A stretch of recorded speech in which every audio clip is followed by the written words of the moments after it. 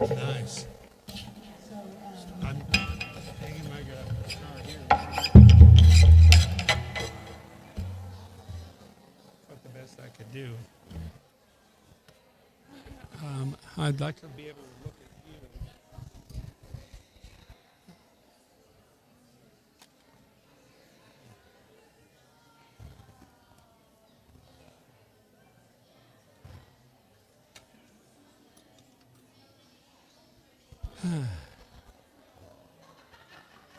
You want to see if you can sit in here?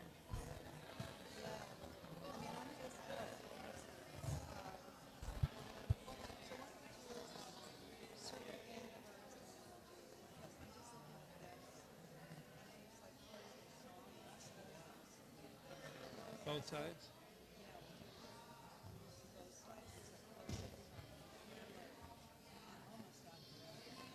Here we are, musical inspiration.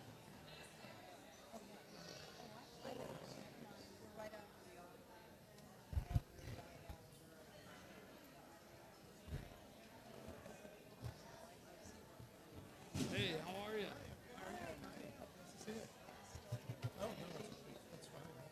I'm Stan. Yeah, Chris, you're the guy here. Is it okay if this is up here? Sure. It's just a mailing list. Yeah, absolutely. Try not to be too obtrusive. Is this any of this in your way? Yeah. Chris, thanks. All good.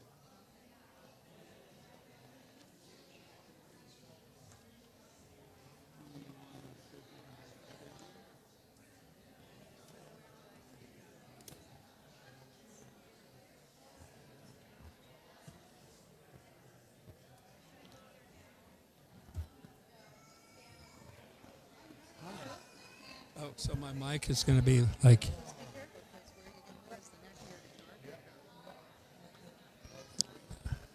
down my throat.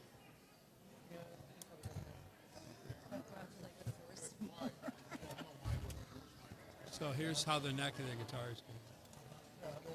And I'll be kind of like here.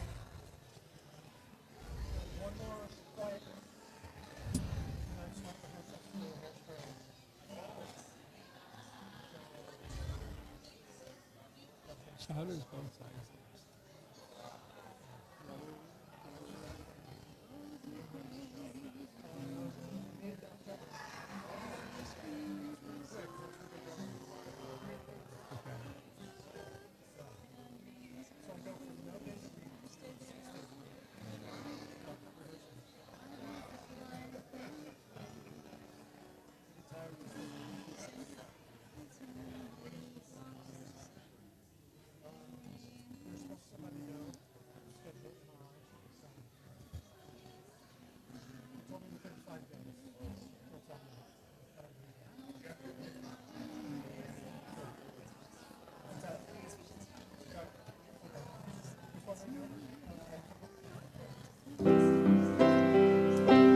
I am so blessed.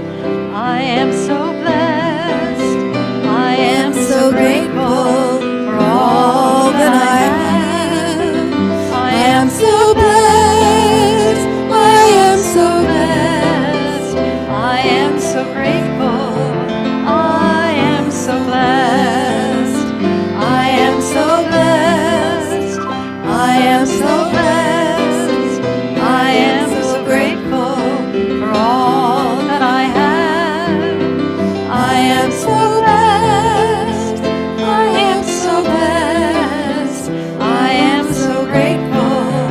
I am so blessed. I am so blessed.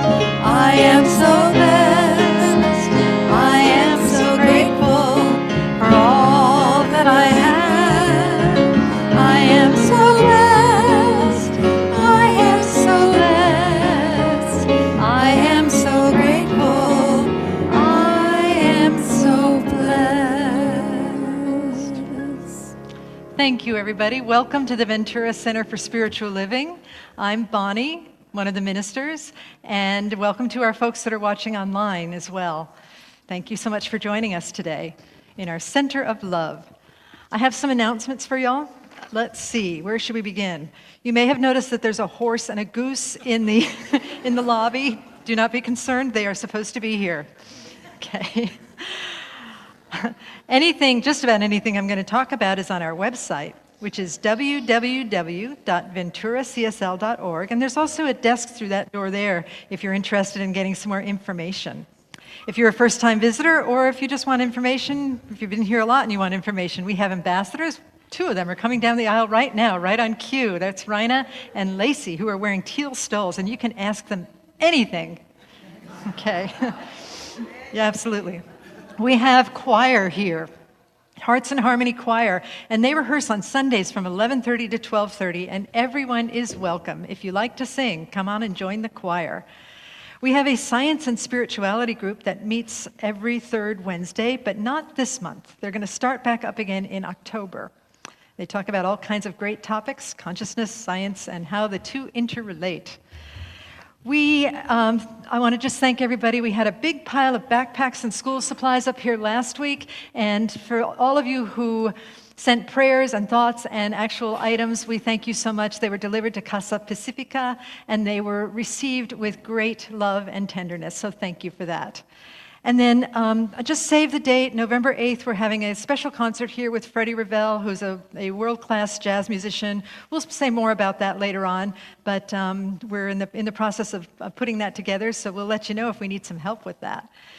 And I think that's all I have for right now in terms of announcements. However, we're not quite done yet. I'd like to call Bill forth, and Bill is going to lead us in a youth message, and let's bring forth, would you like to play some music for the horse and the goose to make their entrance? Whatever strikes your fancy.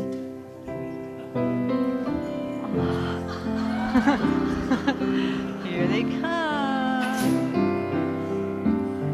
Okay.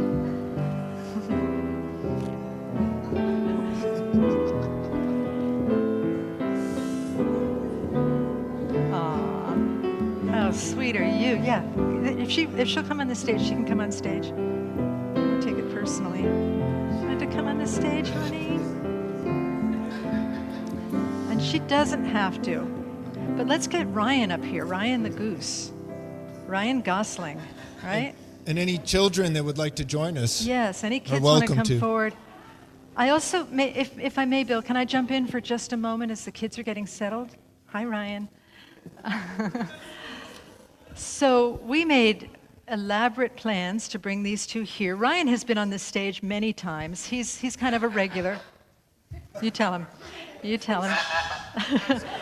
Ryan has been up here many times. He's featured in our Christmas service. Blueberry is sort of new, but she's becoming a celebrity, so much so that they had a limousine settled for her to drive her to church, and she refused to get in it.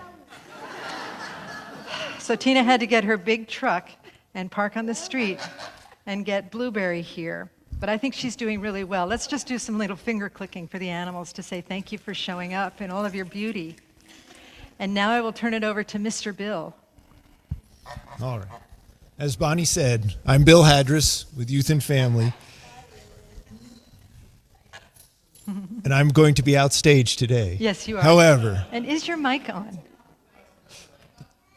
I don't know. Is my mic on? No? Should I pick a different one?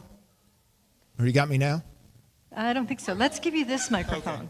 Let's see how this one does. And Bill, I think you're right. There's no hope. You can't compete with a goose. Yeah. I'd like. I'm still not on. How about now? Yay! Yay! Can you hear me now? Yay. So you being you is important. You were created in your unique, authentic, wonderful self to help others complete the universe. No one else can be like you. So I'd like to ask you all, can you be anyone else? No. Can you be a goose? No.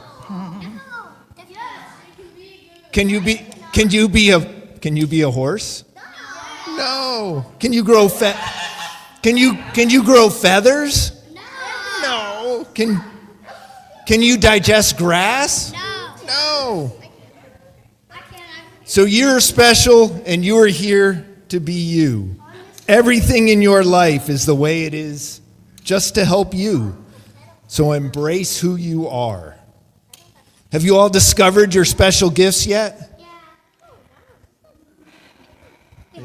What do you have? Having a very fat, obese cat. Having a cat. I like it. Drawing? I couldn't hear you. Drawing? Drawing. Very nice. Okay. So,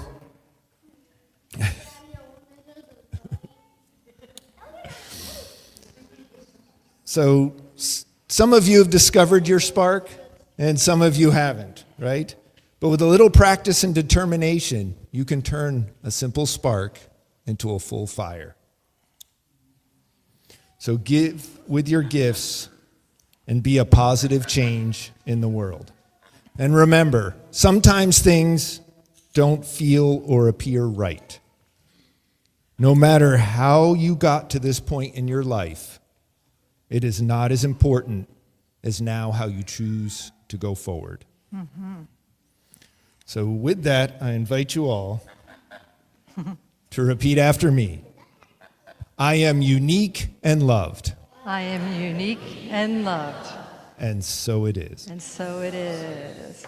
So y'all, I'm going to see if Ryan will play with me like he often does with the affirmations, right? This is Ryan the goose. So please repeat after me. We love you. We love you. We bless you. We believe in you.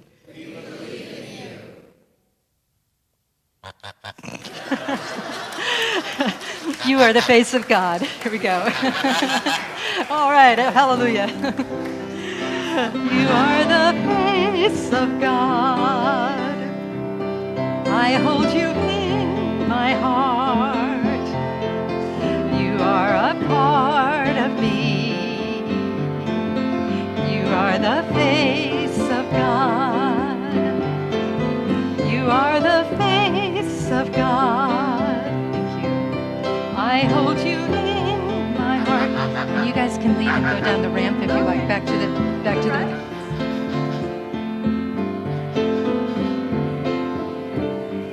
Of God. Yeah. So we're going to ask Ryan and Blueberry to go down the ramp for your safety, and then you'll meet the children at in the children's church. Okay. All right. Shall we have some exit music?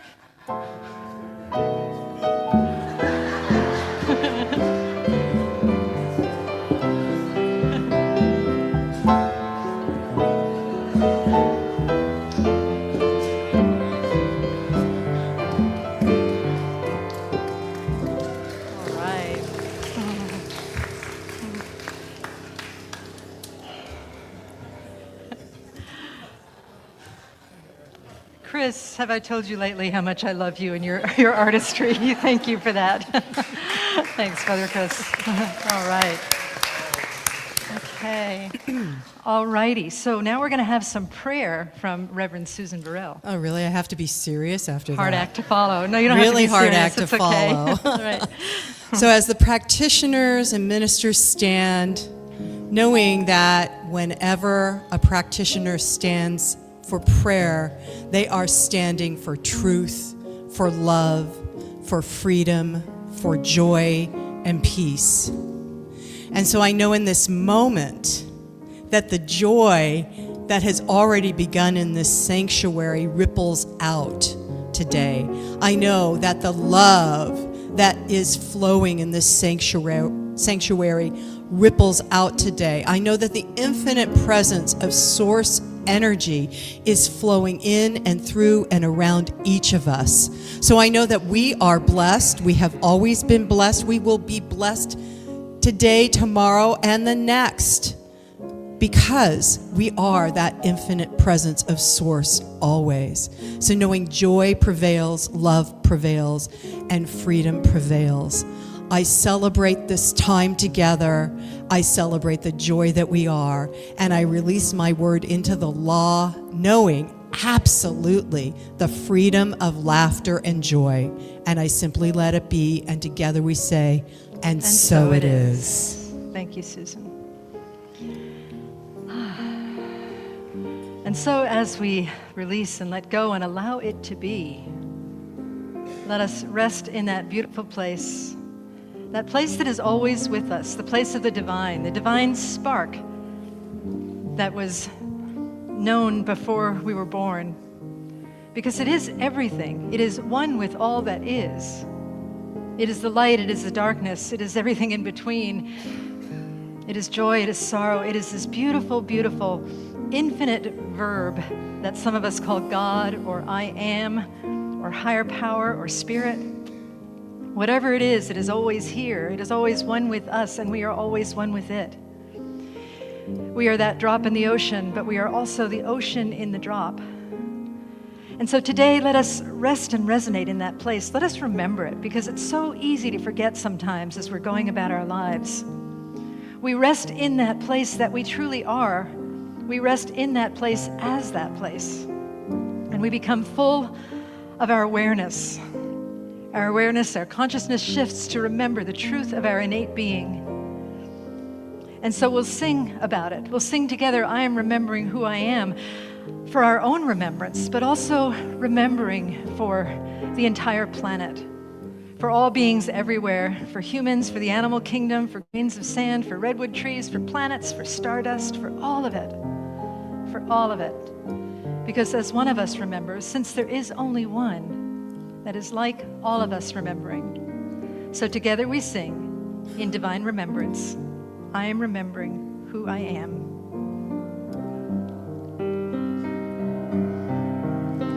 I am remembering who I am. I am remembering who I am. I am remembering. I am remembering.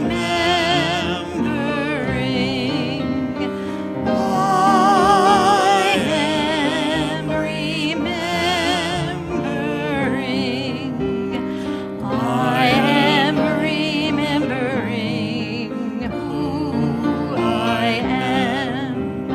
I am remembering who I am. I am remembering.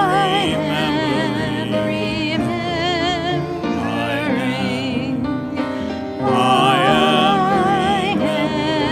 remembering. I am remembering. I am. I am remembering. I am. I am remembering. I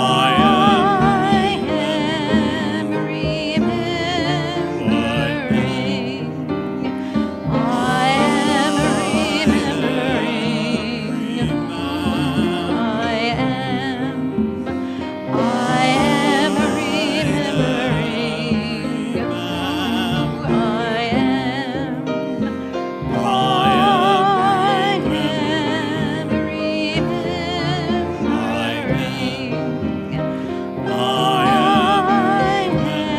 am remembering. I am remembering who I am. I am remembering who I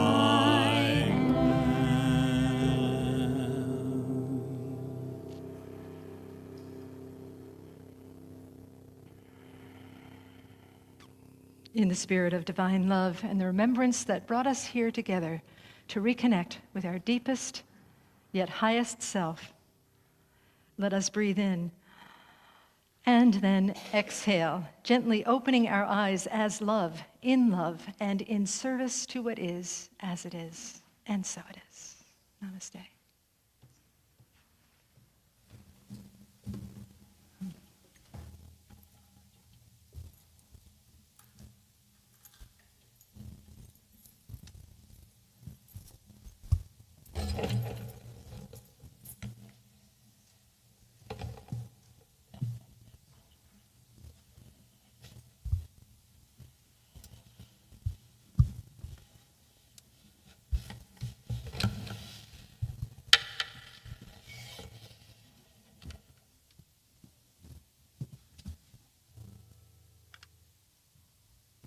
Good morning. Good morning.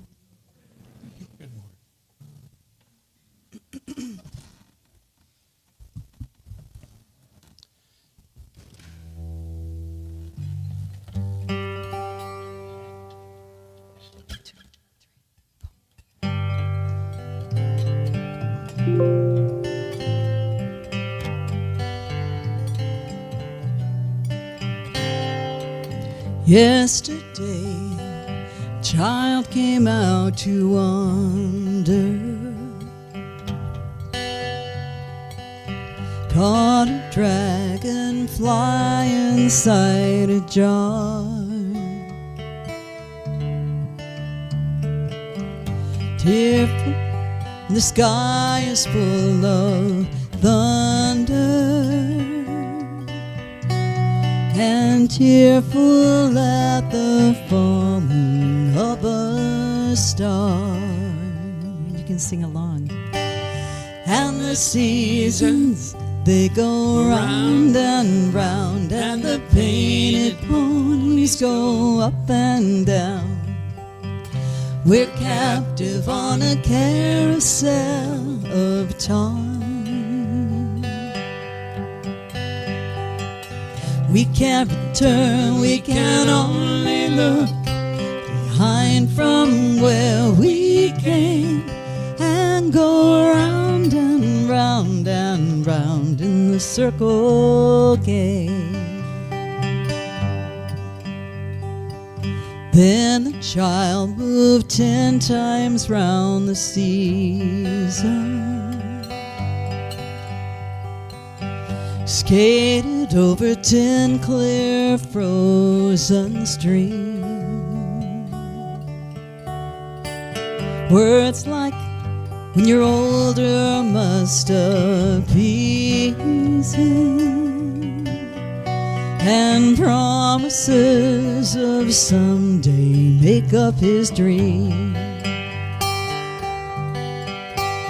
And the seasons, they go round and round, and the painted ponies go up and down. We're captive on a carousel of time.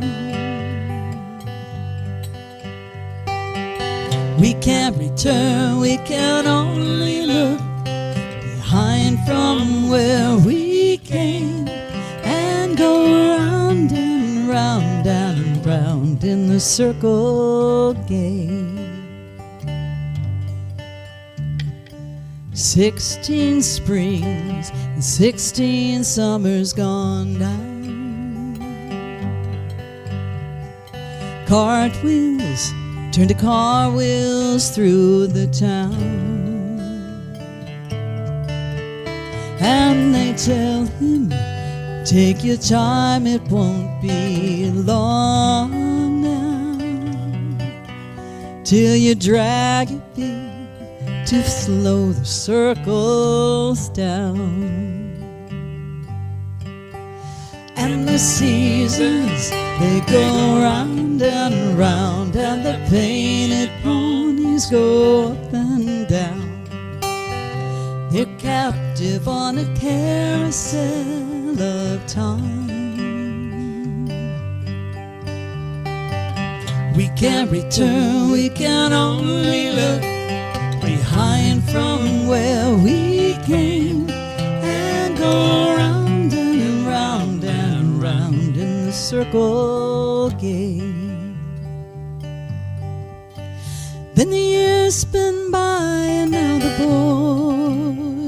boy's 20.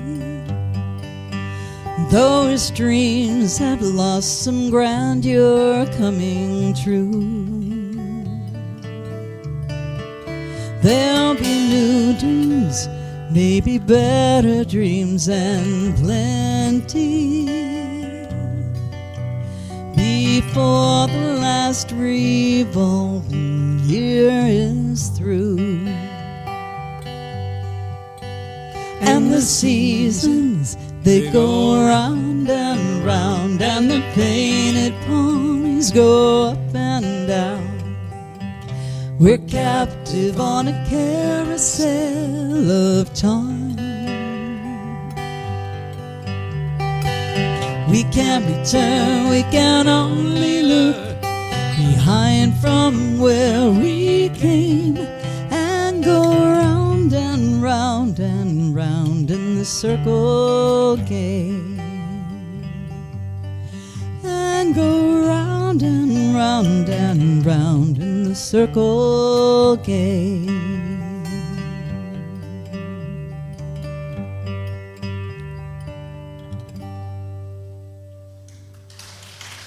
Thank you. Thank you. Thank you.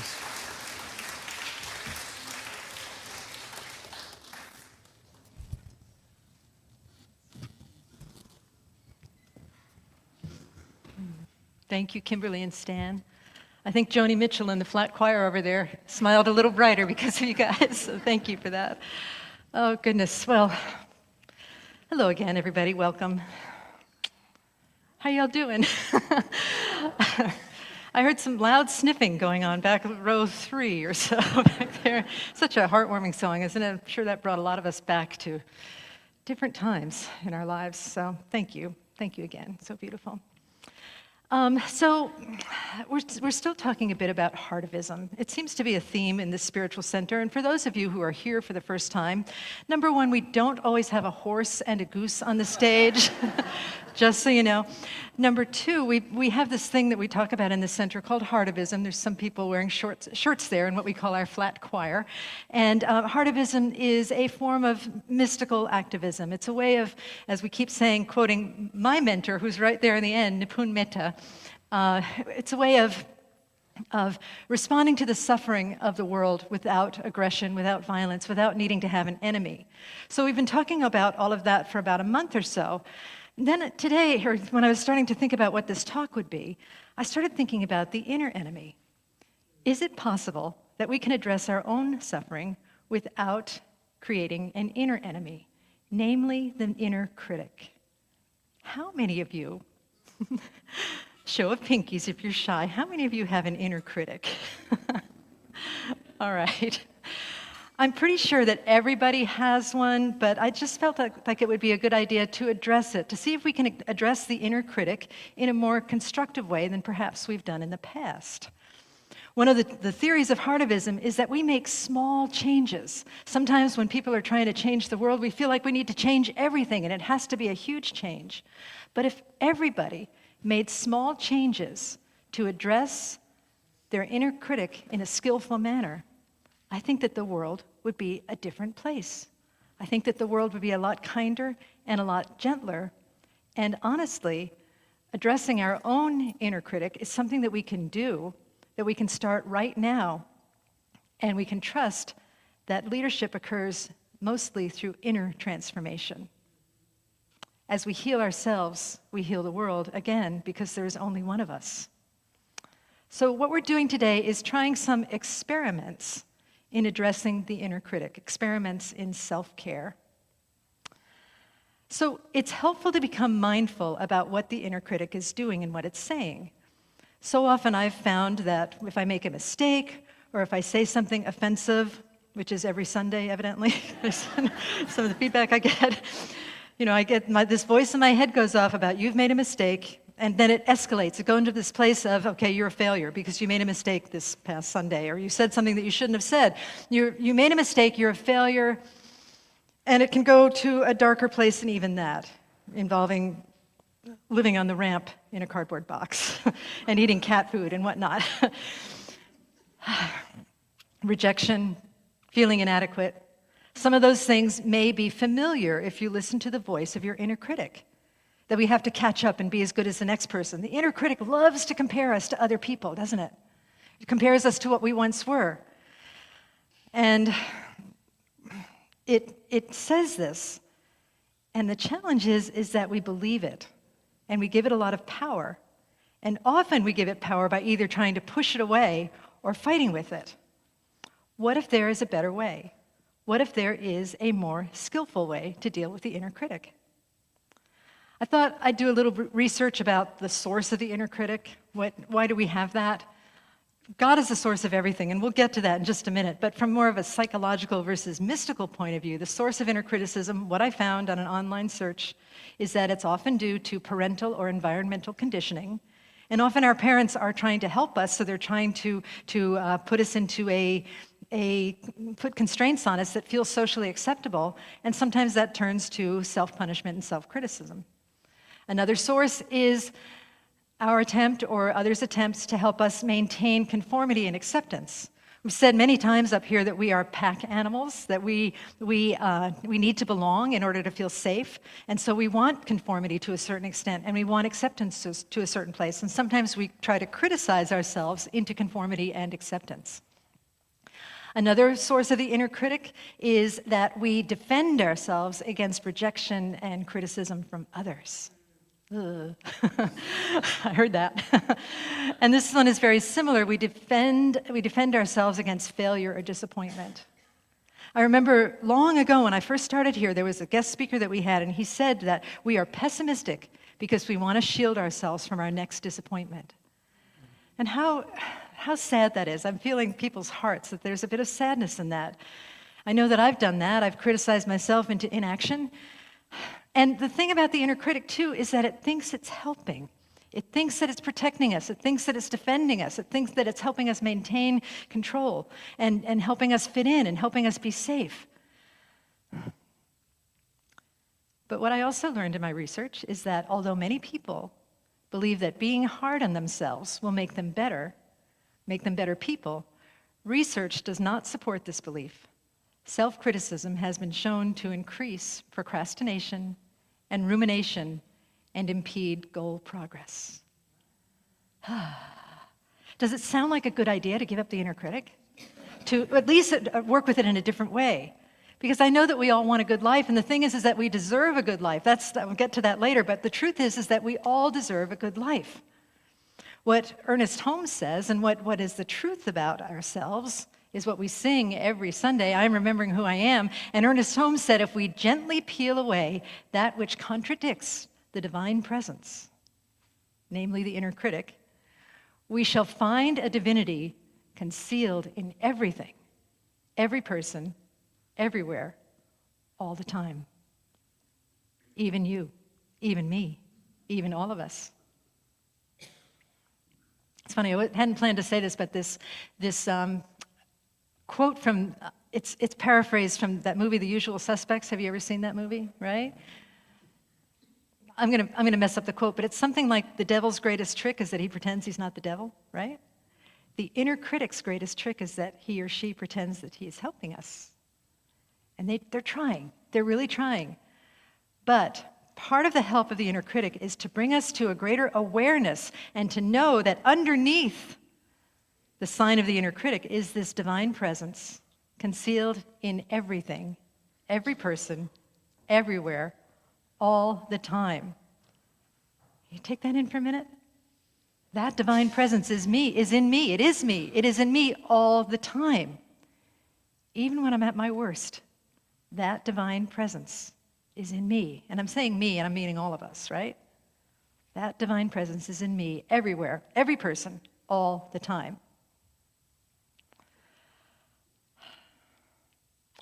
I feel like a good metaphor for the inner critic is listening to the radio. Does anybody still listen to the radio? Is anybody not familiar with what a radio is? Many of us listen to podcasts or Anybody listening to cassette tapes still? Anybody? No? Okay. Listening to the radio, and there's static. And you've got something amazing, an amazing song playing on the radio, and you want to hear it, but you drive through a zone where there's a lot of interference, and there's static, there's interference, and you can't hear it. Now, when that happens, we don't get too excited about the static. We don't blame the static. We just move over, or we turn the dial. Ernest Holmes again says that we can't change reality, but we change our position in it. The inner critic will be there, but we change our relationship with it. One of the ways that we change our relationship with the inner critic is what I'm going to call experiment number 1, and that is addressing the second arrow of suffering. How many of you have heard of the second arrow of suffering? Probably a bunch of you. David, really? He's a very esteemed Buddhist. So this is from the Buddhist tradition, and if it sounds funky to you, just ask David. He'll tell you the real story, because I lose things in translation sometimes. Oh, look, I'm criticizing myself. Isn't that funny? Okay. Anyway, the second arrow of suffering story goes like this. You're minding your own business, you're walking down the street, and all of a sudden an arrow shoots you. Let's say it just shoots you in the arm, and it's not a fatal wound, but it hurts, right? That's pain. Pain happens in life. But what we often do, this is probably my variation on the theme, is that we pull out the arrow. By the way, don't do this at home. If you ever have an arrow stuck in you, go to the ER so they can make sure it's not touching any vital organs in your arm and whatnot, okay? You pull out the arrow, and then we start poking ourselves with it again, saying, oh my God, why was I walking down that street? I should have taken that street, shoulda, woulda, coulda. Had I not been walking down that street, had I not been so distracted, that second arrow wouldn't have hit me, dang it. That's what we do to ourselves all of the time. Often, we make a mistake, and then we tell ourselves how bad we were for making the mistake. Susan, you ought to just come on up here and be my... That's awesome. Okay, good. Thank you. Let's hear a hallelujah for Susan. Hallelujah. Okay. All righty. So we do that, right? Does anybody do that? You make a mistake, or you say something that people don't like, or you feel rejected, and you just replay it over and over and over again. You hit the replay button, to go back to our cassette tape metaphor. We play it over and over again. And so one of the things that we can do is to recognize that that is merely the second arrow of suffering, that pain will happen, mistakes will happen, failure will happen, but we don't have to keep poking ourselves with our thoughts about that, our memories about that, because it's only a thought. It's only a thought. One of the things that I say to myself, and that I sometimes say to other people when I work with them, if they're telling me a story over and over again, I will just ask them, is that happening now? It's not. It's happening in our head. The story is happening in our head. Now, another thing that I've encountered in working with people in terms of the inner critic is that people will say, how do I get rid of the negative voice in my head? How do I get rid of the inner critic? And the thing is I've been kind of saying this all along, but I want to make it really clear, that voice will not go away entirely, because there is some value to it, right? There's value in gentle correction. So it won't go away entirely, but we do change our relationship with it. Gentle correction is a beautiful thing, but if it persists, if we're constantly poking ourselves with that second arrow, if it seems particularly unkind or inhibiting, then we can recognize that the amount of power we are going to give that voice is optional. We can address it in creative ways. I didn't encounter this in any of my research that I did for this talk, but you know what I found out? My inner critic has an inner critic. What? And what I mean by that is that because we are science of mind people, aren't we? We know that life is beautiful all the time. And if I catch myself criticizing myself, oh, see, you're putting that into consciousness. So I'm criticizing myself for criticizing myself. Sneaky pants, right? Totally sneaky of that inner critic. Now, Sharon Salzberg had an idea that I think would apply to this. Sharon Salzberg is a Buddhist teacher, and she says that often the voice of the inner critic is saying, you are bad, you are wrong. She suggested that maybe if we have to tell ourselves something, we can say, you are in pain right now. You are struggling right now. And what does that invoke? Compassion. Compassion versus blame and shame and regret. We invoke compassion by simply acknowledging that the voice is there, but it's not evidence of our unworthiness. It is evidence that we, like the whole human race, sometimes struggles with existence. This leads to greater compassion. And again, this is like the static of a radio drowning out the voice of the beautiful song that wants to sing through you. And our compassionate wisdom can shine forth if we give it space by saying, this is not about you being bad, it's about you being in pain. We say this to ourselves. And then we can ask our wisdom, the voice of wisdom, another Sharon Salzberg recommendation. After you've acknowledged that you're in pain, you ask the voice of wisdom and compassion to acknowledge, or to say, what would you say about this situation? To ask your voice of wisdom and compassion, what would you say about this situation? And that helps us to see that self-criticism is not the full story. Wisdom is there like that beautiful song in the radio, just waiting for us to turn the dial ever so slightly to allow it to come forth. Okay? You got that? You gonna do that? All right. Experiment number 2. This is about depersonalizing the inner critic. One of the things I read reminded me that sometimes people will give their inner critic a name. I've had people come and speak with me and say that their inner critic has a name. And what that is, we're fond of quoting Shakespeare here too, that the world is a stage and the men and women upon it are merely players. What if inside your head is a stage as well, and all the voices are merely players?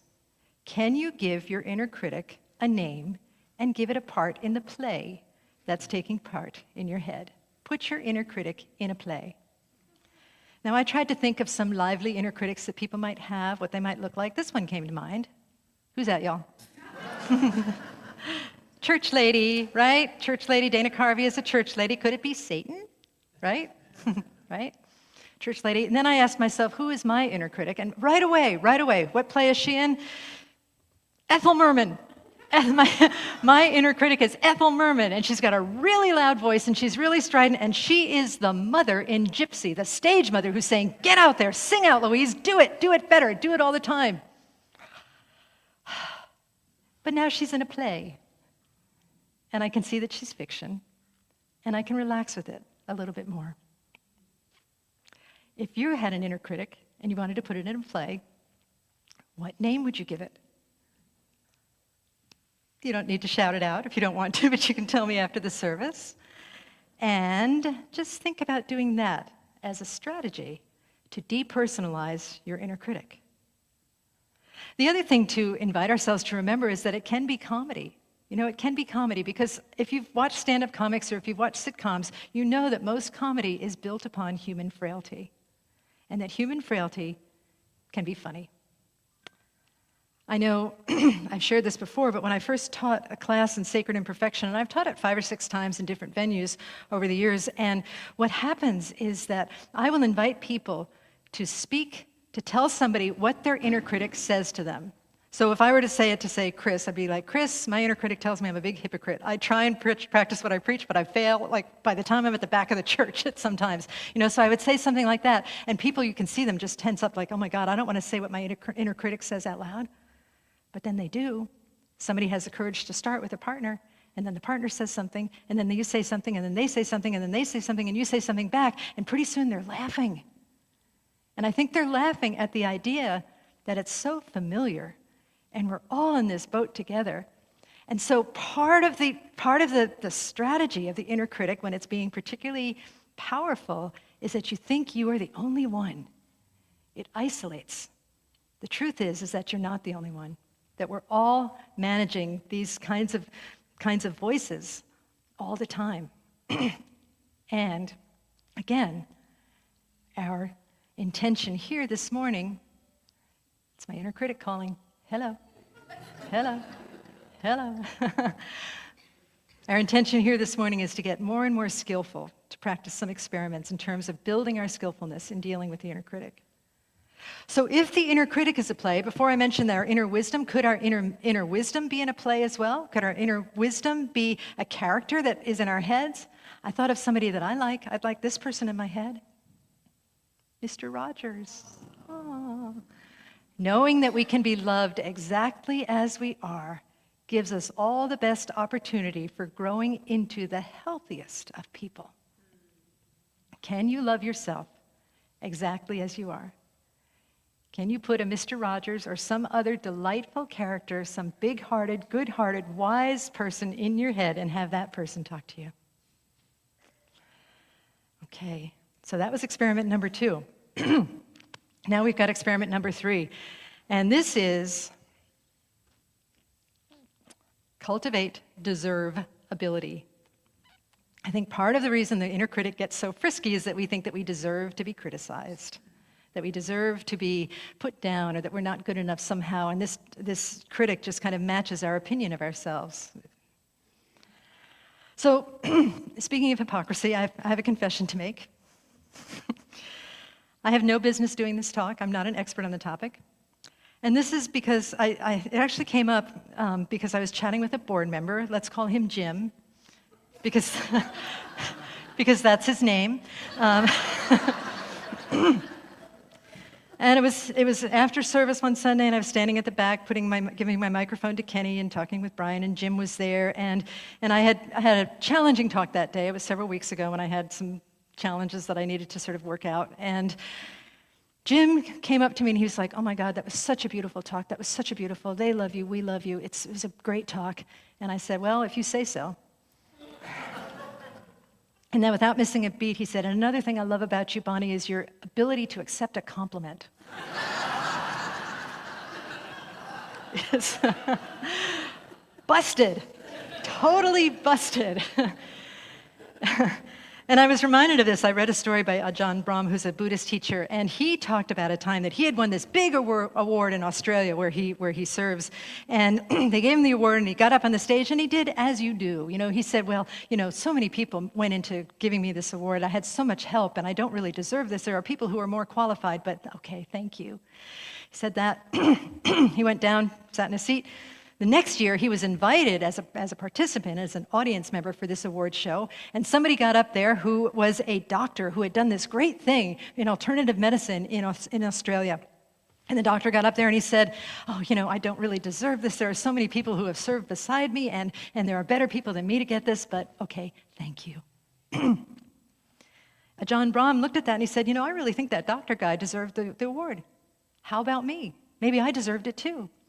And so he said now that whenever anybody compliments him, he says, "Thank you, I deserve that. Thank you, I deserve that." Let us say that aloud together. 1, 2, 3. Thank you, I deserve that. Oh, does it feel good? It feels a little weird, huh? Yeah. I have a whole talk about that. That's a whole other topic. But anyway, thank you. Let's do it again. Thank you. I deserve that. Now, you may not have to say it out loud. You can say it quietly, okay? But thank you, I deserve that. But let me tell you why I think it might be true, okay? Does this person deserve all the love that he or she can receive? Yes. Does this little being deserve all the love that he or she can receive? Yes. How about this little being? Does she deserve all the love she can receive? Sorry. Yes. And if I were really clever, I would put up a mirror there and you would look in it and see your own face. And how are you any different than those three? You deserve the love and the blessedness and the grace of spirit which has already been given to us. You deserve to turn that dial and let the static move away and start playing your own unique, beautiful song. You deserve that. Okay, so those are the 3 experiments that I'm encouraging us to try. But one more thing, because we often talk about mysticism here. Mysticism is that squeaky place beyond ideas of wrongdoing and right doing. I'm playing that Ernest Holmes quote again. If we gently peel away that which contradicts the divine presence, we shall find a divinity concealed in everything, every person, everywhere, all the time. Is it possible? Is that the divine is concealed in the inner critic? Oh, maybe it's holier than we think. I see you laughing over there, you little stinker. And stinker is a compliment for me. I've gotten in trouble in church for calling somebody stinky, but that's a term of endearment. Okay, watch me have a little meltdown up here, Ken. Then you can all criticize me. Okay, never mind. Okay. Center. Okay, so. Is it possible that the inner critic is divine as well, that there is a divine purpose for it. And what I know is that life is contrast. We need contrast. There is divinity in the inner critic, and we need contrast. We need a place where the two become one. We need a contrast to help us differentiate, to help us navigate, to differentiate what is wanted and what is unwanted. If we have contrast, if we have an inner critic, then it helps us to cultivate compassion. It's not eliminated, but it helps us, if we embrace it, the inner critic acts as a catalyst for comedic compassion. We can look at it and see it with new eyes, and through that process, because God is a verb and life is a process, through that process we grow even deeper and sweeter than we would had we not had an inner critic. Now that may be hard to swallow, but it's just a very tricky, fancy way of getting past that word that some people don't like, which is forgiveness, of forgiving the inner critic. Forgiving the inner critic, knowing that this is part of everything divine too. I was reminded of this quote from Rumi. I'm going to read the whole poem. It's short, but this is just the end that I put up there. Rumi wrote, "This being human is a guest house. Every morning a new arrival, a joy, a depression, a meanness, some momentary awareness comes as an unexpected visitor. Welcome and entertain them all. Even if they are a crowd of sorrows who violently sweep your house empty of its furniture, still treat each guest honorably. He may be clearing you out for some new delight. The dark thought, the shame, the malice, meet them at the door laughing and invite them in. Be grateful for whoever comes, because each has been sent as a guide from beyond." So with that in heart and mind, let us practice these experiments together and see what happens. Just experiment. If they don't work for you, you don't have to do them. Just practice and see what happens. But here's what I predict what could happen, is that we recognize that the static is just static. It's not the truth. We decide to stop empowering it, and instead we tell the truth. We pull away the second arrow and just discard it and just allow it to be. And the inner critic becomes a character in a play. It becomes gentle comedy. We can find our inner wisdom that acknowledges the divinity that exists beyond criticism in all beings. We are not as prone to criticize others when we gentle our inner critic. And this collective heart expands to discover new possibilities, both internal and external. And this, my dear friends, this is heartivism, and this is what opens the world. Self-care, taming the inner critic, opens the heart of creation for all of us. And so let us affirm together. You like those babies? Here we go. Read with me. I am a lovable play in progress. Read with me. Thank you. I deserve that. And read with me. And so it is. Namaste and thank you. Oh, thank you.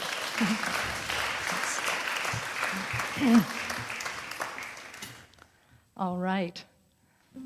So turning within, let us just bless and know that we have been gathered here together for a beautiful, beautiful celebration of the life force, that one life that is God, that is spirit, that is the higher power, that is all that is that beautiful embrace that lives and moves and has its perfect being through each of us, that grace that has given us life and continues to pour its life through us eternally. Before, during, and after our time in this body, how beautiful it is to know that that eternal spark thrives within us in all things. And so I recognize that, I unify with it, I know that it is the truth of who I am, and when I say I mean all of us. And from this place of unification with this spark, we move into a place of greater grace and kindness and heart. Trusting that we have the courage to be gentle with ourselves. Trusting that we have the courage to be kind to ourselves. Trusting that we can look at ourselves and work with the appearance of an inner critic with the static in a new and glorious and graceful way. We embrace it, yet we transcend it. We go deep and we go high. We love, we live, we are creative, we are joyful, and life is good. And so we let go of anything that seems like it gets in the way of that, and we just allow ourselves to be in that wholeness, in that holiness, trusting and knowing it right here and right now. I am so grateful for this time together, for the transformation that I know is occurring in each of us, but also in our world. I'm grateful to know that appearances are just appearances, and that there is a grace and a beauty that seeks emergence through all things. I am grateful to know that we get to be the change that we wish to see in the world. We get to be catalysts. We get to be midwives for a greater experience of loving kindness here on the planet Earth, in our personal lives, but also globally as well.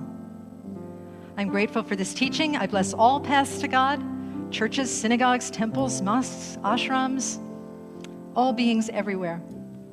And with a heart that is so filled with grace and gratitude, I say thank you, Spirit. Thank you, love. And I release these words into the divine mystery, and together we say, and so it is. Thank you, Bonnie. Thank you. There was a lot of jumping around on the stage with you. Yeah? Well, Oh, okay. so I'm very excited because I can't wait for someone to ask me, what did I learn at church on Sunday? Mm-hmm. We all have voices in our heads. Yes, we do. And don't listen to them. Yeah. Right. How about that? How about that? Like and that. so in that, like, you're really going to Yeah, I not be know. happy I with know. me. I know what's coming. I Yeah. know. Wait till that inner critic. Okay. Ethel. Okay. Ethel. Happy birthday, dear Ethel. So I am very honored to be able to read this little card and the flower dedication. I'm going to be good. Bonnie? I'm going to be good. No, you're not. I'm going to cross myself and be good. Okay. No, there's going to be more squirming going on. Okay, thank you. I deserve that. All right. Oh, gosh. I hope you guys can see this card.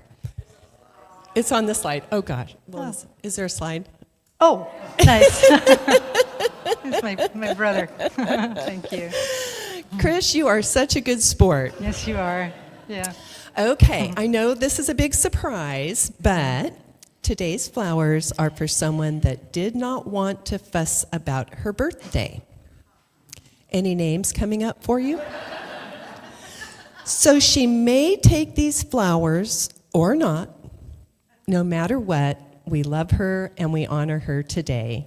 Thank you for being in our lives. Thank you. Thank you. Thank you. I deserve that. Thank you. Thank you, everybody. And scene. Carry on. Okay. Right. Oh, what? Are we going to sing to you? Oh, but say Let's Ethel, okay? do Can you say it. Ethel? Happy birthday, dear Ethel. Okay. Happy birthday to you. Happy birthday to you. Happy birthday, dear Bonnie. Happy birthday to you.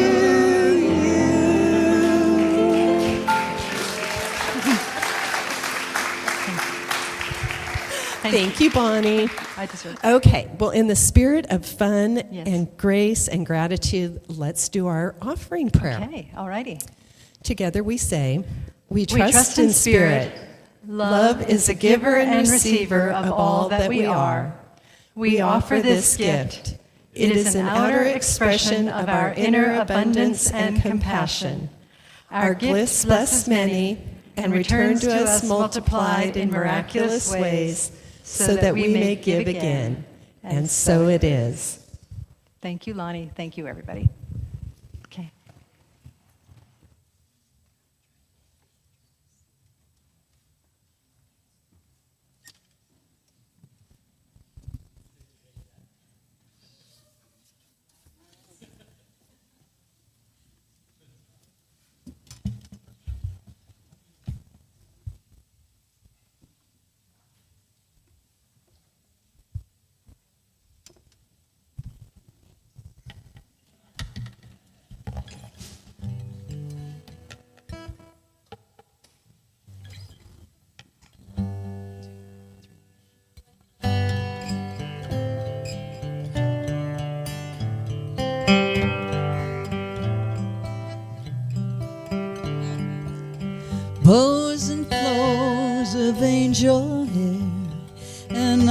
cream castles in the air and feathered canyons everywhere.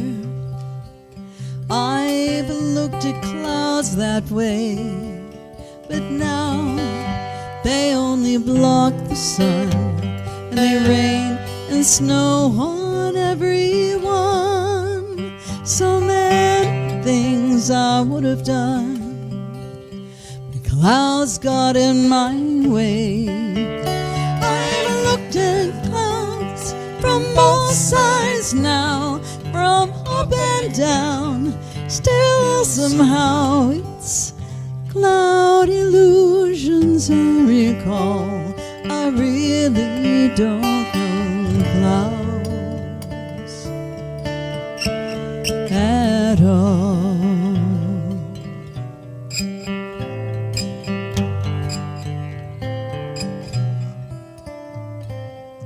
Moons and Junes and Ferris wheels, the dizzy dancing way you feel when every fairy tale turns real.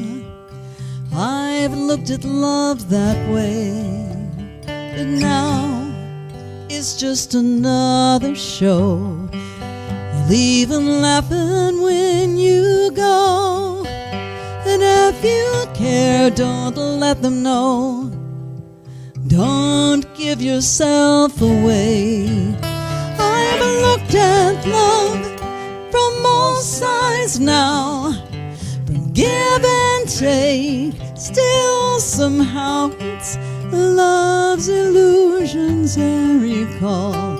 I really don't know love. I really don't know love at all.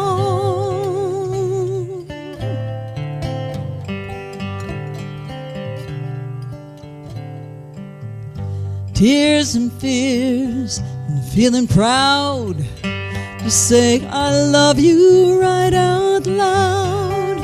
Dreams and schemes and circus crowds. I've looked at life that way, but now old friends are acting strange. They shake their heads, they say I've changed. But something's lost, but something's gained in living every day. I've looked at life from all sides now, from gain and lose. Still somehow it's life's illusions I recall. I really don't know life. I really don't know life at all.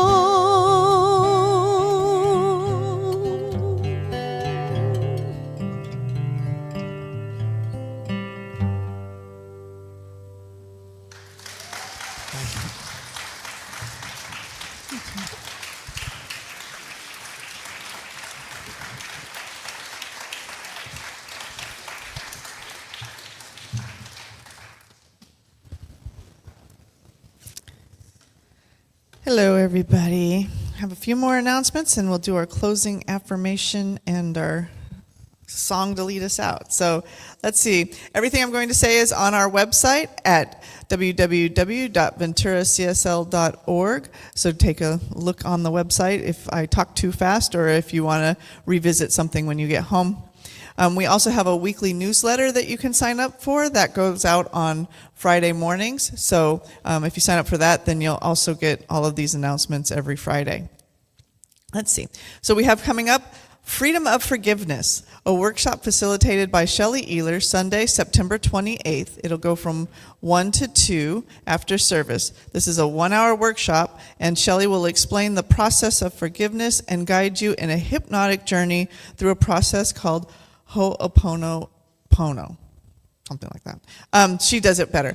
You'll be able to forgive and let go of old baggage that's been holding you back. It's amazing how good you can feel. It's $50 and it'll be on hybrid, so everybody at home, be sure you can sign up from home too. We're going to have a Zoom link for it.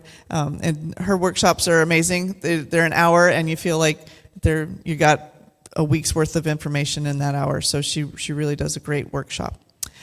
And other than that, we have Sunday hospitality through these doors. We have a concierge desk up against that wall here that has all of the information with somebody there that can answer any questions that you might have. And we also have a fabulous bookstore on this side. So if you are looking for your next inspirational read or your next book group book, go check out the bookstore. There's lots to do in there. And in the sanctuary, after service, we have 1 minute miracles. So if you like to anchor anything or raise up anything or pray about anything that's happening in your life, meet with a practitioner down here. They love to pray with you, and we call those 1 minute miracles, and meet and talk to a practitioner.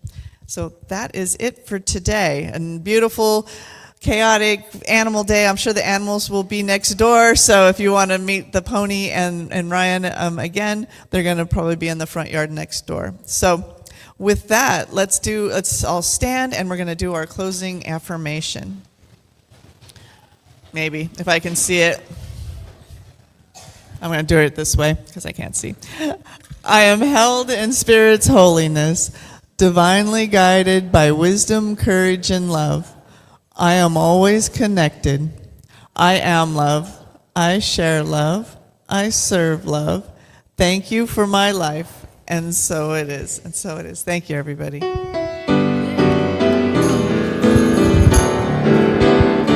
I wanna sing, sing, sing. I wanna dance, dance, dance. I wanna sing, I wanna dance. Hallelujah. When those gates are open wide, I'll be standing by your side.